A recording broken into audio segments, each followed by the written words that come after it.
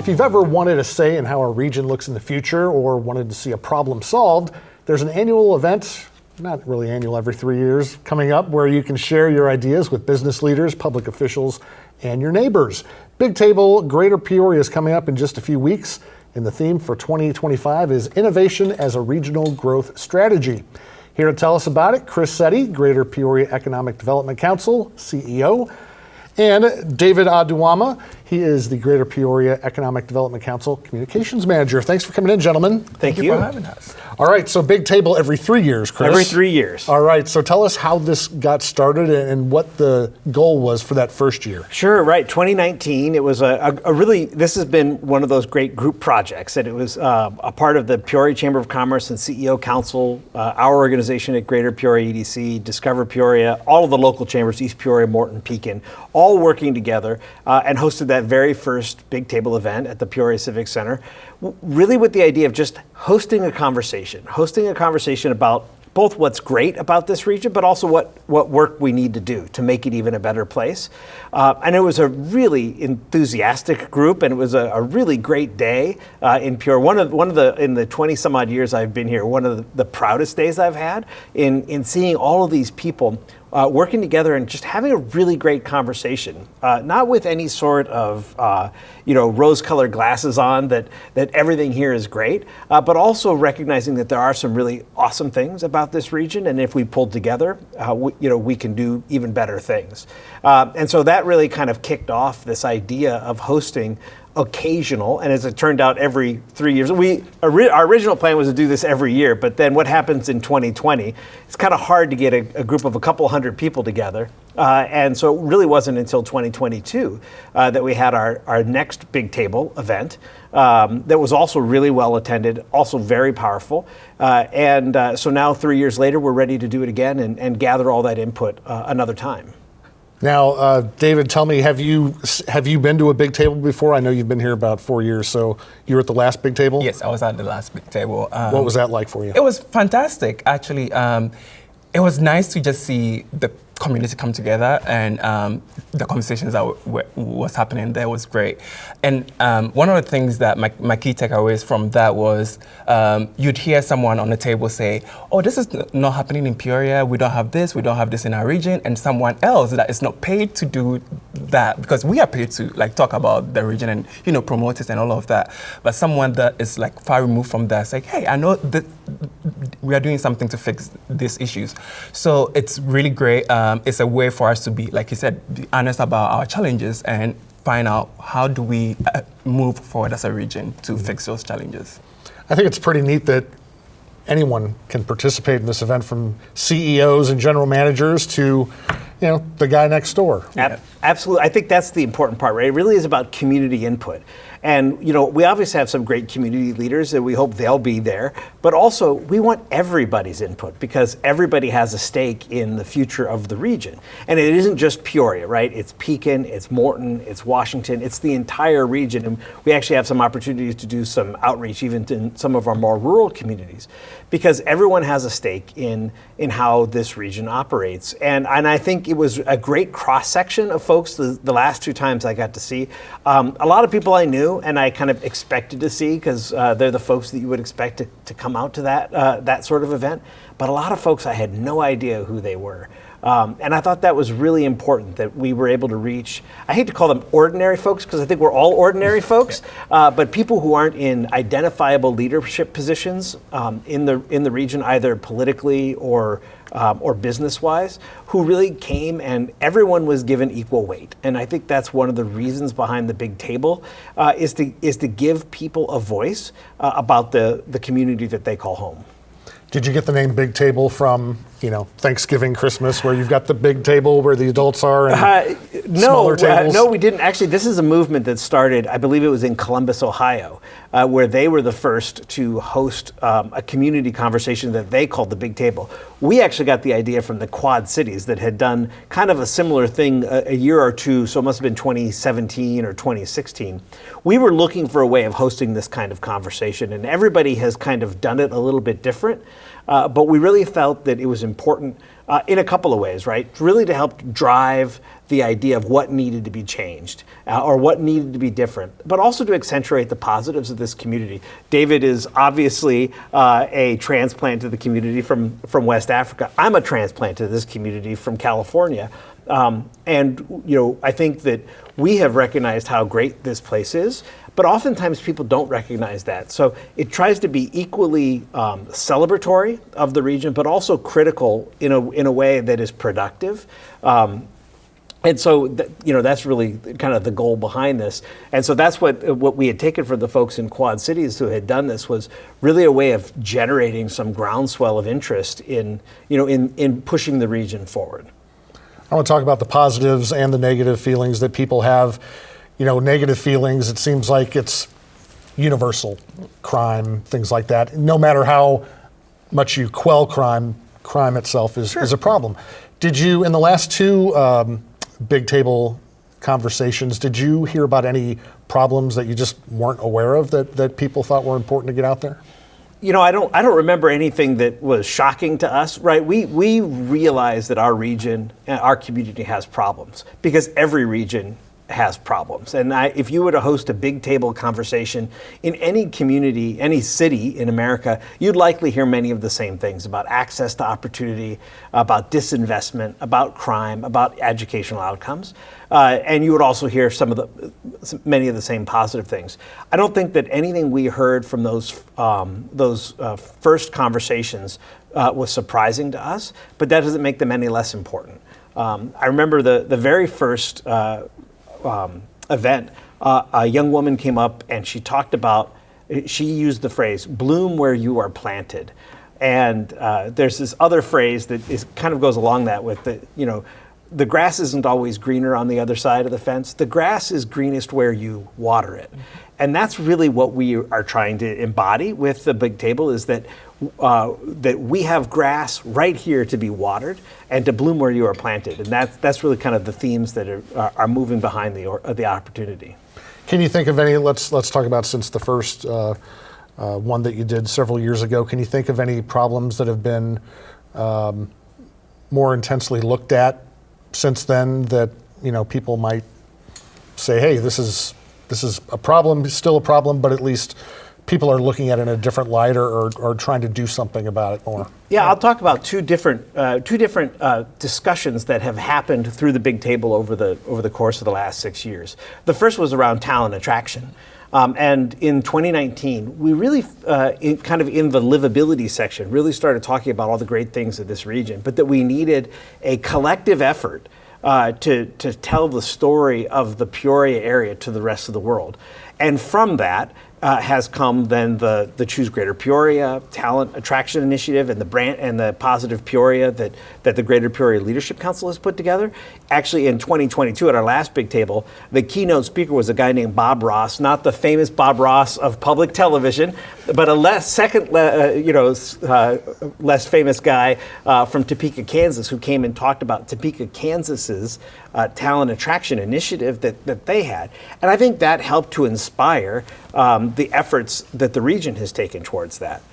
I think that the other initiative that has really been talked about since the beginning was the importance of innovation and startups in our community.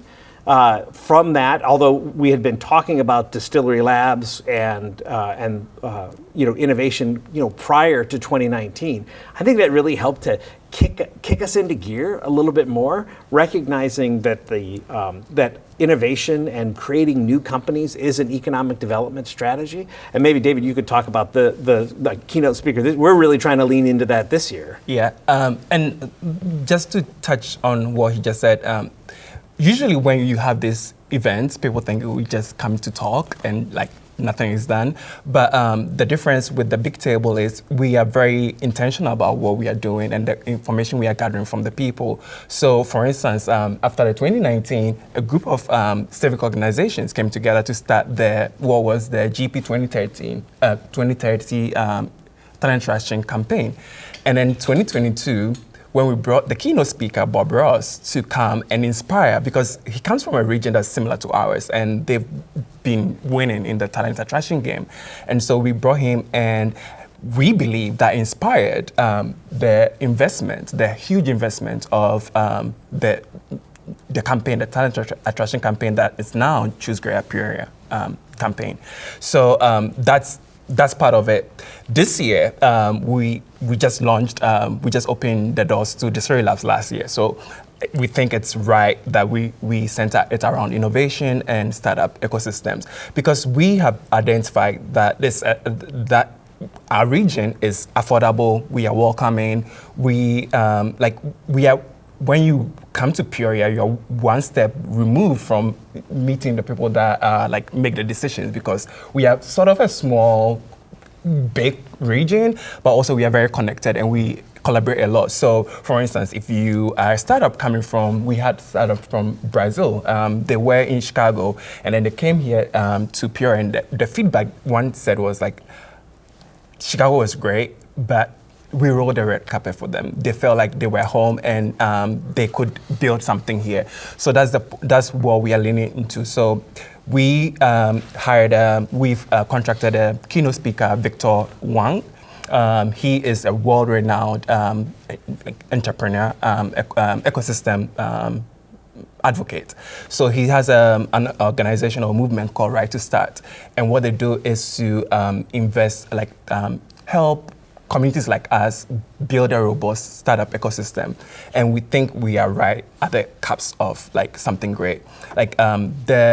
The goal of Distillery Labs is to be one of the top 25 startup ecosystems in the world. So we have a big ambition for that. And so we're hoping that Victor and what he's going to say and share would inspire the whole community and people that invest in us to pay more attention to those challenges or the barriers that are affecting people that starting new businesses. So Victor will be coming. He is sponsored by the kind generosity of the Peoria Chamber of Commerce. So they are the keynote speaker sponsor. We sort of built last year. We did what we called Economic Development Forum. It was the first annual event that EDC had ever done, and we had Jay Garner, who is a well-renowned site selection expert. So should I go into what site selection is? So site selectors are people that, when a big Caterpillar wants to move to a different city or state, they are hired by the corporation to find the best location for them to move to. So we want to attract businesses here so we can grow and give more economic opportunities to people in the region. So we had him here, and it's funny because I keep saying this, a prophet is not respected in his own country or his own town. We've been saying the same thing all over to the community, but when he came and he did a presentation, we had actually a very good representation of the city leaders and regional leaders in the room, and they found a lot of value in what he said. And we're like, well, we've been saying this the whole time. But it was really when he came and for an outside perspective. So that was really great. And I think, that's the goal here with Victor, is that, we realize just how important an issue innovation and startups are. So it's not the whole conversation about, at the big table. There's going to be lots of different conversations, but we thought that we would find somebody who could provide that outside perspective, because he works with communities just like ours across the nation. Oftentimes, and this kind of goes back to the thing I said earlier about the grass is always greener, is that we as Peorians or greater Peorians might think we're the only ones that have these challenges or these opportunities because we maybe lack perspective about other communities. And people like Victor or Jay Garner, who was here last year at a different type of event, kind of showcased that there's opportunities and you can learn from other communities and what they're doing. And that's really, and Victor will be I've gotten a chance to hear him speak before, and I think he will really help to define what's next. We've gotten a lot of mileage out of the Peoria Next Innovation Center and Distillery Labs. How are we all going to bring it together to kind of become that world-renowned startup ecosystem? You talked earlier about talent acquisition, and what better example do we have than David? Right. Yeah. I mean, you're from Africa, you lived in Las Vegas, and you came here from Las Vegas, which many people are thinking, why would you do that? I keep getting it a lot. But, those of us, Chris and I, who live here a long time, we know the positive and negative aspects of our area. But you coming from a big town like Las Vegas, what made you want to come here? Sight unseen. Well, one, I really wanted to leave Vegas. So for context, in my country, we are very community oriented. So like I know my neighbors. I don't want to know them. I don't want them in my business, but it is what it is. But in Vegas, I lived in Vegas for 2.5 years and I didn't have friends. All of my friends were colleagues, people I worked with, and I lived in an apartment complex and I didn't know the name of my next door neighbor. So that was a problem. And then when I started looking for jobs, I was looking for regional, jobs that had a regional aspect to it, because my last project, my last job in West Africa was covering 15 countries. So I had that mindset. So when I saw the job description and it had regional, I was like, yes, this is something. And I've always been passionate about community development. I've been doing nonprofit work since I got out of college. I started with a social enterprise and then moved to the USAID environmental project. So helping underserved communities, helping a region grow, I think is very crucial, and I actually love being part of the process. I sometimes consider Peoria as a mini startup for me. And you see the potential, as an outsider, I see all the potential, and I think we can, as a coordinated region, we can get to realize that potential. So when it made sense. So when Chris said, you got a job and moved to Peoria, I was like, sure, I'll do it. And everybody told me not to do it, to be honest. And I have advisors that said, no, don't do it. Google, will it play in Peoria? And I did. I was like, and I remember clearly saying to my first boss, who is a mentor to me, I told him, if Peoria is in that state, I think I can make an impact there. They need me. I would bring a fresh, insight and perspective to the place. And to be honest, I've not regret any decision I made moving here. I moved here sight unseen. I rented an apartment without even seeing the apartment, because I was like, I'm just gonna go with fate and just I'll be successful. Honestly, you put me anywhere, I'll survive. So I moved here and it's been a great community. I have, for the first time moving to the United States, I moved here about 8 years ago. This is the first place I feel like I've been home. I know people, sometimes we're too many people. I have a community of friends. I have a community of colleagues. People care about each other, and we all have the same goal. We might have different ideas of how to get there. And so part of some of this conversation is to come all together and realize that actually everybody in this region have one single goal, which is to improve our economy, to improve livelihood here, and to give opportunity to everyone. And so sometimes we might have varying ways of how we think we get there. And the Big Table is a chance for everyone to have an input, and for us to after everything we do, we write a report, and we take actually quotes from some of the things that the attendees say, and we sort of put it together. I don't know if you want to talk about this comprehensive economic development strategy. Well, go ahead. I was going to ask you, Chris, if you could just kind of take us through the day. Yeah. So, but importantly, it's and the time that people spend, they spend a day and a half. They could spend up to a day and a half with us. We don't take it for granted, and it isn't just an opportunity to kind of an airing of grievances and a hope for the future. We actually use it to form the backbone of what we call our comprehensive economic development strategy. Every 5 years, we put this together. We call it the Big Table Comprehensive Economic Development Strategy, just from a branding standpoint. But we want people to understand that that the input that they give, good and bad, right, or critical and praising, it makes its way into this plan. And so the day, it's an all day on Friday and a half day on Saturday. It's going to be at the 4 Point Sheraton. We'll feed you, and hopefully you will be entertained by the conversation. But the day is broken up into kind of 4 segments because there's 4 topic areas. One is around innovation and startups that we've kind of talked about. That is highlighted by a keynote speaker with Victor Wang. The other segments, one is around our workforce and our education. How are we preparing people for the opportunities that this region has? One is around livability and how are we accentuating our livability and how are we improving our livability? I think the focus there may very well be on downtown Peoria and how important downtown Peoria is, not just to Peoria, but to the entire region. And then another segment is around ensuring access to opportunity. How are we making sure that everyone in our community, regardless of race, gender, age, ability, is able to access the great opportunities in this community? So what happens is throughout the effort, there is a small, so every segment will say, there's a small panel conversation, 15, 20 minutes, to kind of introduce the topic and talk about something that's great or interesting or problematic that's happening within that theme.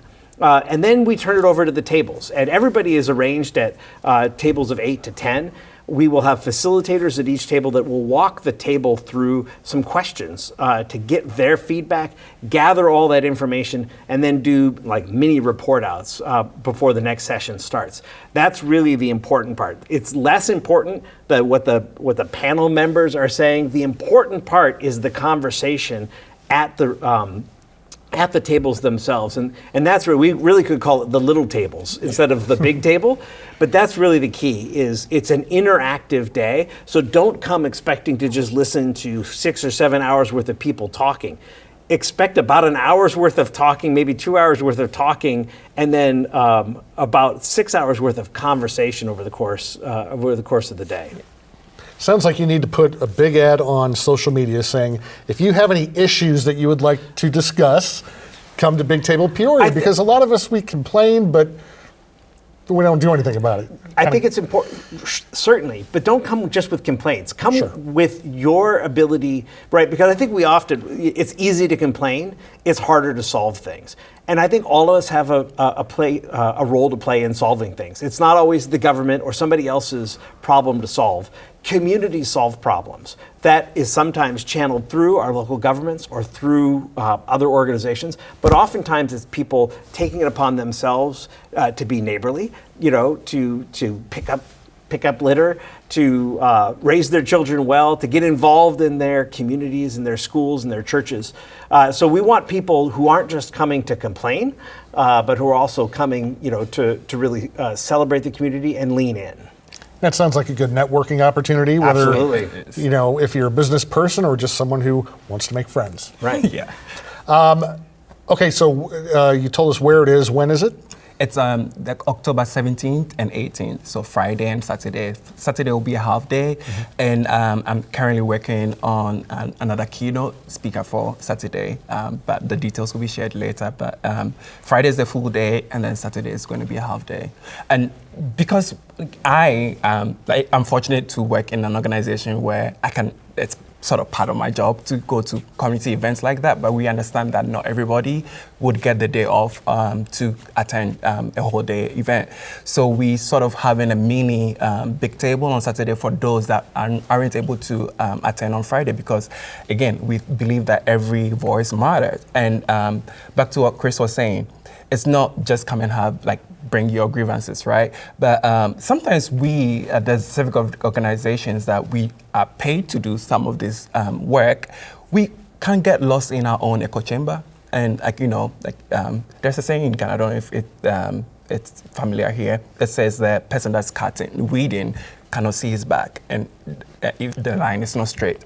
So we have all our blind sides. So having people come in and say, give us different perspective, just like how I, as a Ghanaian immigrant, being here, sees so many opportunities that when I speak to people born and raised here, they're like, no, this place is not great, all of that. And I'm like, yeah, these are all the things that, make this place great. And as someone a transplant, this is great for me. So come with your ideas, come with solutions, right? If you have if there's an issue that you think, oh, we need to fix, and you have an innovative way to solve it, please come and share that with us. I would also add, in addition to the big table, we're also hosting what we're calling rural big tables. We're still working some of the details out there, but we understand that not everybody's going to be able to come to the big table in downtown Peoria, or even feel comfortable doing so because maybe they're from more rural Woodford or Tazewell County. So we're going to have mini conversations hosted in each of those counties over the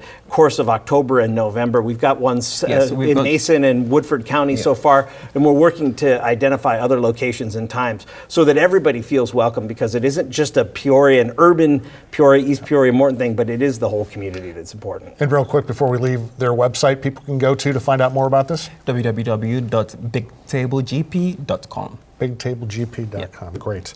Well, David Adewama, did I butcher that? Adewama? No, it's fine. Close, okay. Sometimes I even butcher it myself. So Chris Setti. That one's Setti's pretty okay. easier, yeah. Both of these guys here from the Greater Peoria Economic Development Council. Thanks for telling us about Big Table. Thank you. Thank you. Appreciate it. And thank you for joining us. Be sure to check us out at WTVP.org and on Facebook and Instagram. Have a good night.